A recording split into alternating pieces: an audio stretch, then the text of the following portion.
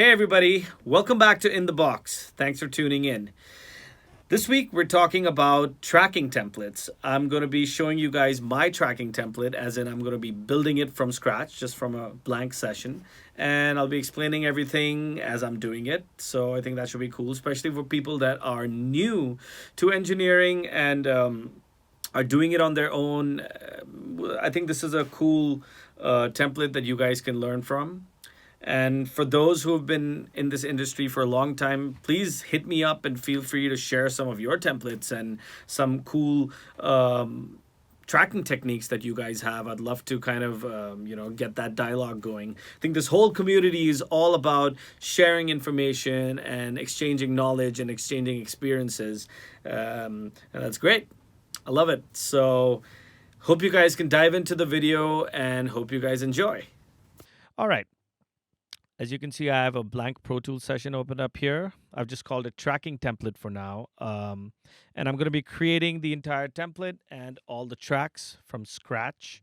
And I will be explaining everything as I'm doing it. It's important to know why it's good to have a template, especially a tracking template, because it's important to keep the flow of the session going. If you take too long to arm another track, if the artist wants to like stack vocals or something, and you take like 45 seconds to arm the track, I mean that's a huge bump in the road as far as the flow of the session goes. That might sort of mess with their creativity. So you don't want that to happen. You want to be able to move from track to track and arm and disarm tracks super fast. So that's why we create a whole bunch of tracks just so we can sort of just glide through them really, really easily, right? Another reason is, at least I like to create a bunch of effects buses. And this may not be how I'll actually end up mixing the song, but it's a ballpark of what a reverb should sound like on vocals, and what how a delay should sound like on a guitar, or whatever it is. I mean, it should give the artist some sense of a finished product when they walk out of the studio. You want them walking out of there with the whole sense that, oh man, that was amazing, I can't wait to be back. And that really helps with the process, as opposed to making them hear something completely dry and they're like, why does it sound weird? Why doesn't it sound like that song on the radio?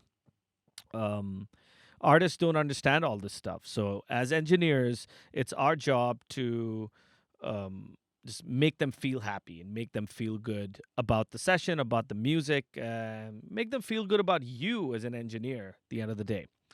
Okay, so that was my rant for today. And now let's dive into the template.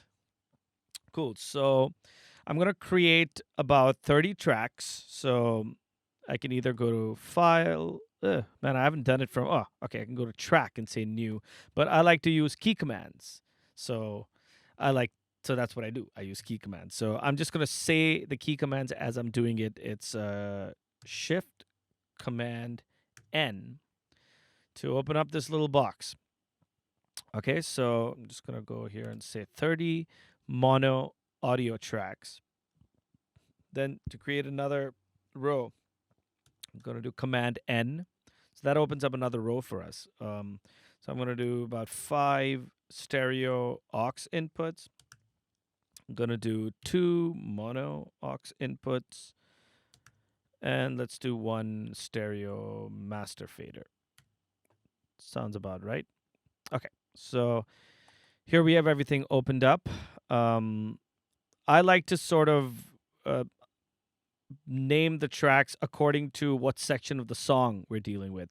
So we have verse, chorus, ad libs. I mean, those are pretty much your main sections of the songs. Yes, some sections have pre choruses. If that happens, you can always feel free to rename the track. But this is a good starting point. So I'm just going to do verse, do spacebar, and select this and press Command C to copy it. And I'm going to call it verse 1. Now, in order to from naming this and going to the next track, instead of pressing OK and then double clicking on this and going through that whole process, there's a shorter way to do it. So we go verse 2. If you just go command and the right arrow, it's going to move to the very next track. And then as you can see, this has already been named verse 2. So I'm going to keep going. Verse 3, command right, paste, verse 4. All right. Before I move on to the auxes, I just want to make sure that I've got everything done. So we got verse 10 moving on to chorus 1. Yes, we got chorus 10 moving on to ad-libs 1.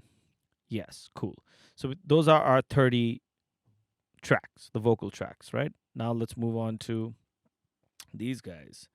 So what I like to do is set up a plate verb haul. Oops. Plate haul an eighth note delay, quarter note delay, saturation, do a mono delay. And then I have one mono aux track that's open. I like to just keep it handy just in case I might need it. For now, I'm just going to hide it and make it inactive. Okay. All right. So let's just go ahead and make sure we select all the tracks, all the vocal tracks, and make sure that we make sure that we that all of them have the same input, because we don't want to keep changing the input every time we move on to a different track, right? So a way to do that is to select your entire section, the ones that you want to affect. Then you press Shift Option and choose your input. In this case, whatever. We're just going to go with this input. So as you can see that the input has been changed for all the tracks and it's the same input. So makes life easy. Another thing I like to do is to just color code the tracks. So, if we make our verse this color, I'm going to make the choruses slightly different and make the ad libs slightly different, just at a glance I can just kind of just distinguish between the tracks. It's the same one. Okay, that works. Cool. So we have all our tracks over here, and I'm going to switch to mix mode. The way to do that is command equal, and I'm going to set up my FX chain now. So I'm just selecting the stereo tracks first. I'm going to cascade the inputs of this, and the way to do that is Shift Option Command, and I'm just going to go to bus, the first available bus. In this case, it's 1 and 2, and just click it and let go, and it's going to make this 1 2 3 4 5 6 7 8 9 10. And I can just go ahead and make this bus 11. Cool. So that is our inputs for all the buses.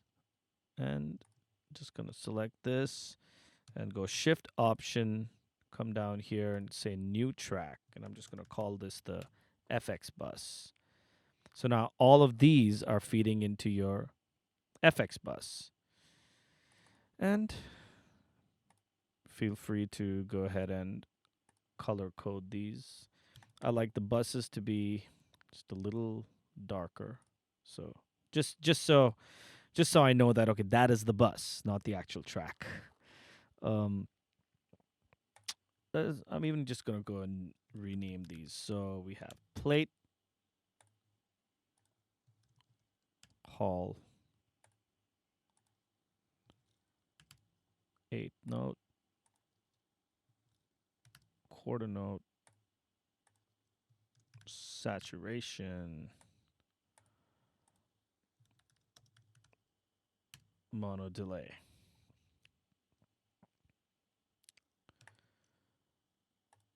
And I also like to just solo save these guys. Cool. Everything's looking pretty good and pretty smooth so far. So now I have all my tracks ready.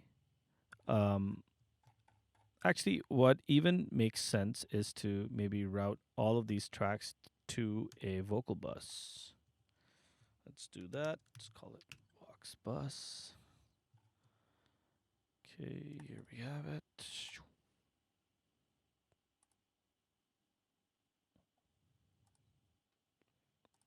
Let's make it a different color again. Solo safe. So now all of your vocals are heading out and jumping into the vocal bus. So now, if you want to place, if you want to treat your vocals as a whole, you want to place some EQs or compressors or whatever, you can feel free to do that right here. And you're not really, you won't be spending too much processing power of your computer by doing that. And feel free to set up your reverb and delay plates and everything over here, whatever you want to do. I mean, this is what I like to use. Some people could use more things. You could put up a flanger, you could put up a chorus, or whatever it is that you want to do. I mean, here's your effects chain. Um, in fact, if you want some sort of a gain staging to be done even before you hit your master track, what you can do is just go Shift Option and let's send this to a mix bus. This is not always necessary while you're tracking, but some people like to do it, so why not? So there you go. So now this is a solid tracking template just to sort of start from. Now, what I'm going to do is show you what my effects chain is. And this is absolutely subjective. I mean, you may disagree, you may have something else. You can feel free to have whatever you want. But I'm just going to show you guys what I like to do. Well, firstly, I like to put an EQ and high pass, anything that is hitting my reverb and delays.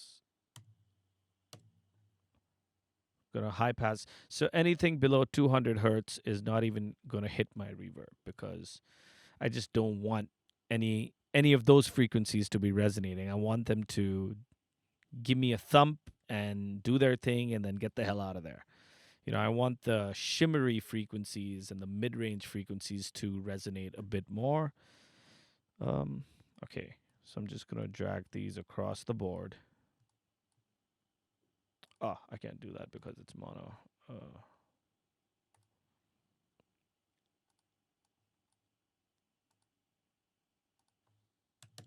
There we go. So 200. Okay, so plate. Um, lately, I mean, this lustrous plates. I don't know how many of you guys have actually gone and seen the video that I put up for lustrous plates, but this has become like one of my favorite plates now. So I actually just like it the way it is as soon as you open it, just the landing page of this plugin. So I'm just going to leave it like that. Then for our hall, one of my go-to is FabFilter Pro R. And just like a tracking environment is just to give you a vibe, this is not how you're going to mix it. Feel free to use the templates and the presets that these guys have because, I mean, why not? They sound so good. So let's just assume we're doing vocals. So just going to set this to vocals. And what I like to do is actually make this a really long decay. So I'm getting the short feedback type of thing coming from the plate, and this is a nice long tail. And I'm just going to adjust the amount that I'm actually sending to it. But I like that, the long tail. What's next? Eighth note, my go-to, Echo Boy. So I'm going to set this to 8th note, and I like to set the feedback somewhere around here and just not touch it after that. It's fine the way it is. And just push this to quarter note and leave it the way it is. Saturation. My favorite saturation plugin. Where are you? Softtube, there you are. By the way, this is at least it used to be free. I don't know if it's still free, but this is just one of my favorite saturation plugins. One knob, and it just does its thing. Um, I like to saturate like parallel. Like I like to saturate everything, especially vocals, through a send. Some people actually like to put the saturation plugin in the insert chain. It's fine, but I like to have a little bit more control over the dry and wet ratio. So I like to do it as a send. Mono delay.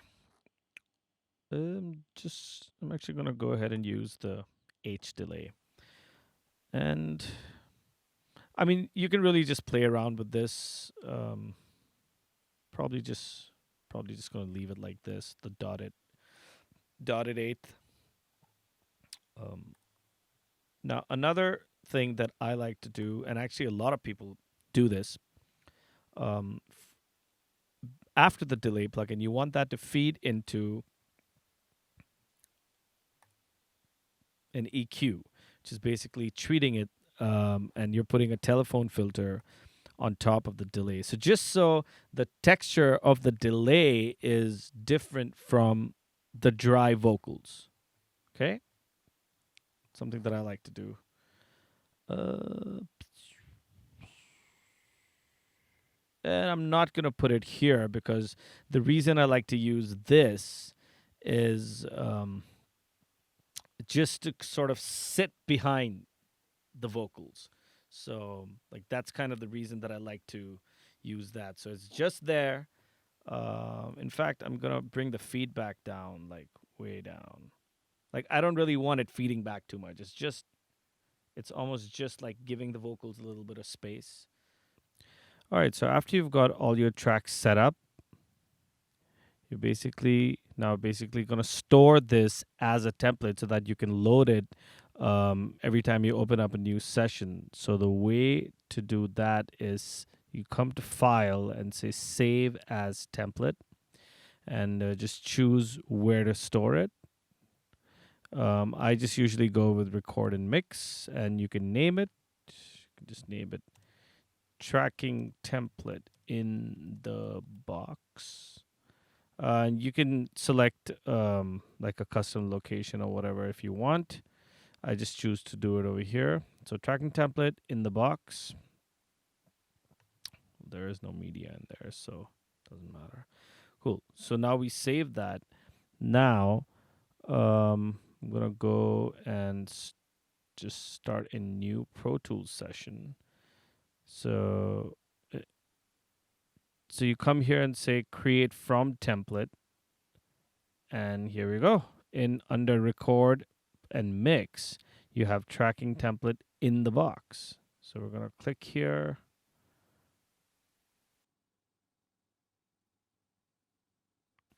And by default, it actually names the session that as well. So you should be careful to change the name to whatever you want. But yeah, look at that. This is a brand new Pro Tools session, and it's opened up the template exactly the way that we just made, including all of our sends, buses, and all of our plugins also that we have on our FX bus, including all the names and everything. It's exactly the way we left it, and once you save it like this can be your starting point for every single tracking session. That's about it. This is a pretty good place to start from. I mean, you don't while you're tracking, you don't want to load your computer with way too many plugins. This should be enough to get everything going smooth and not cause too much latency. I mean, feel free, depending on how strong your computer is. I mean, feel free to add more plugins in the vocal bus or even your mix bus if you want to. Yeah, well, let me know if you guys like this video and if you guys learned something from it. And if you guys have any cool ideas about tracking templates or something that I may have left out, feel free to share it with me. It's always good to hear what you guys have to say. And thank you for watching, and take it easy.